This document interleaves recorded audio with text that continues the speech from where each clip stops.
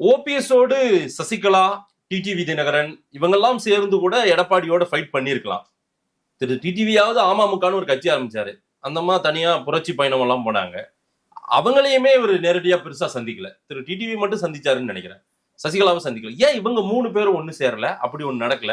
OPS ஏன் அந்த முயற்சியை கூட எடுக்கல?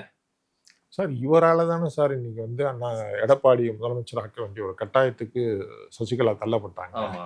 அப்ப மிகப்பெரிய ஒரு ஜெயலலிதா அவங்களுடைய மறைவை அடுத்து இந்த கட்சிக்கு ஒரு மிகப்பெரிய துரோகியா மாறினவர் ஓபிஎஸ் அப்படின்ற வந்து ஒரு வேதனையும் அந்த கோபமும் அவங்க ஆள் மனசுல பதிஞ்சிருக்கு. சரி. அதனால அவங்களால வந்து சரி நம்ம கம்யூனிட்டியை சேர்ந்தவர்ன்றதுனால அவங்க வந்து அந்த கோபத்தை வெளிப்படுத்த முடியாம இன்னைக்கு அவரும் பாதிக்கப்பட்டிருக்காரு அப்படின்றதுனால கன்சிடர் பண்ணி சும்மா இருக்கிறாங்களே தவிர இவரை அரவணைச்சுக்கிறதுக்கு அவங்களால முடியாது. இவராலையும் போய் அங்கே அகாமடேட் ஆக முடியாது. ஏன்னா அந்த அளவுக்கு வந்து இவங்களை எதிர்த்து தான் அவர் வந்து பிஜேபி பக்கம் போனார்.